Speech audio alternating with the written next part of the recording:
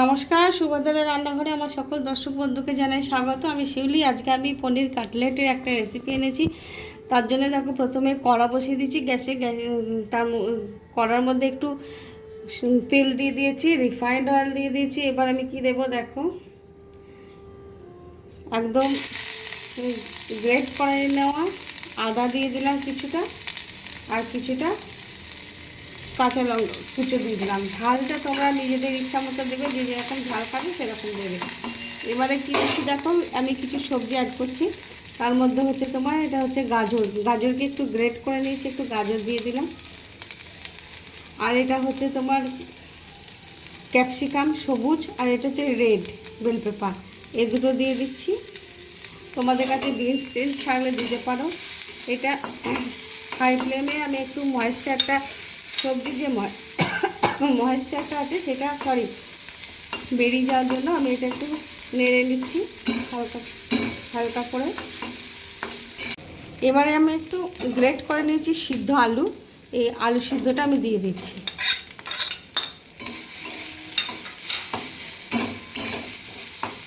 আমি কিন্তু এর মধ্যে কিছু আর দিচ্ছি না। এটা আমি এবার গ্যাসটা অফ করে দিচ্ছি। পনিরটা আমার ঘরে বানানো পনির। এবার পনিরটাকে আমি গ্রেট করে নিচ্ছি। তোমাদের ততক্ষণ দেখাইনি পনির টিক্কা বানাবো। পনিরটা ভালো করে গ্রেট করে নিয়ে আমি আসছি। হ্যাঁ, দেখো আমার এটা সবজিটা ঠান্ডা হয়ে গেছে। এবার আমি পনিরের মধ্যে যে গ্রেট করে নিচ্ছি, দেখো পনিরের মধ্যে আমি এই সবজিটা এবারে দিয়ে দিচ্ছি। এবার আমি এর মধ্যে কিছু কিছু জিনিস মিক্সড করব। লবণ দিচ্ছি, নুন দিচ্ছি। আমি কিন্তু সবজি যখন ভাজি মানে সতে করি তখন কিন্তু দিইনি। এবারে কি দিচ্ছি বলো তো, এবারে দিচ্ছি গোলমরিচ গুঁড়ো, ধনেপাতা কুচো বেশ কিছুটা, আর এগুলো হচ্ছে চিলি ফ্লেক্স দিয়ে দিচ্ছি কিছুটা। হ্যাঁ, আর কি দেবো বলো তো, সামান্য 1 চিমটে চিনি দেবো স্বাদে ব্যালেন্স আনার জন্য, আর একটু হোমমেড গরম মশলা পাউডার দেব। ব্যাস, এবার আমি এটাকে হাতে করে মিক্সড করে নেব সুন্দর করে, দিয়ে কাটলেটের শেপ দেব।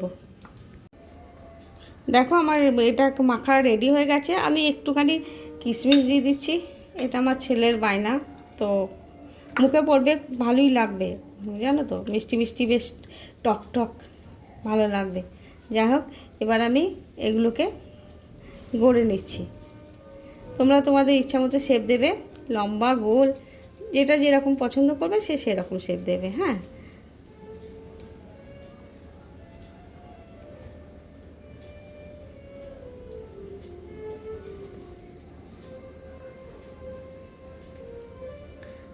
একটা হলো, হার্ট শেপও দিতে পারো তোমরা চাইলে। তোমাদের যেটা ইচ্ছা, যেরকম শেপ দেওয়ার ইচ্ছা তোমরা সেরকমভাবেই শেপ দেবে।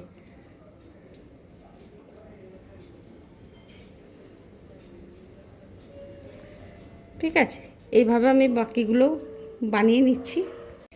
দেখো এবার আমি একটা ব্যাটার বানিয়ে নেব। তার জন্য নিলাম 1 চামচ ময়দা, আর নেব 1 চামচ কর্নফ্লাওয়ার। এবার এটাকে আমি জল দিয়ে গুলে নেব। দেখো আমি ব্যাটারটার মধ্যে একটুখানি গোলমরিচ গুঁড়ো দিয়ে দিলাম, আর 1 চিমটে লবণ দেব। ব্যাস, আর কিছু দিচ্ছি না। এবার আমি ব্যাটারটা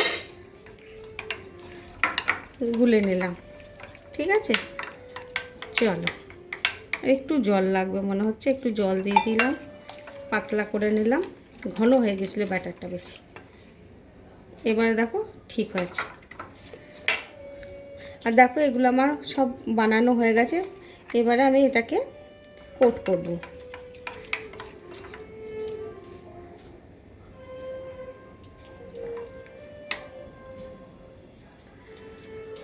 আর এই যে ব্রেড ক্রাম্বস নিয়েছি, ব্রেড ক্রাম্বসের মধ্যে কোট করে নেব।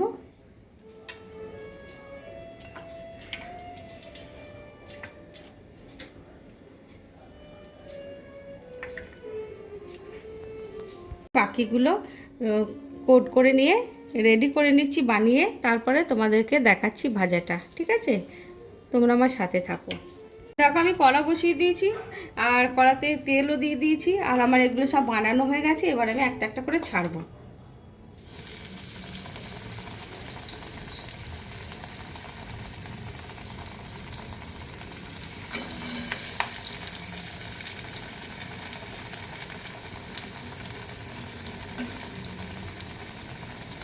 আমি আস্তে আস্তে উল্টে দিচ্ছি, এগুলো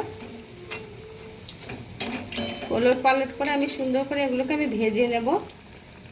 ভেজে নিয়ে তারপরে আমি এগুলোকে উঠিয়ে নেব। দেখো আমার এই ব্যাচটা হয়ে গেছে, এগুলো আমি এবার কিন্তু উঠিয়ে নিচ্ছি।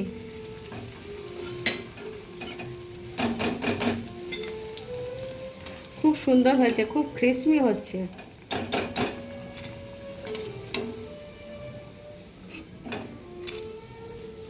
এবার আমি বাকিগুলো দিয়ে দিচ্ছি।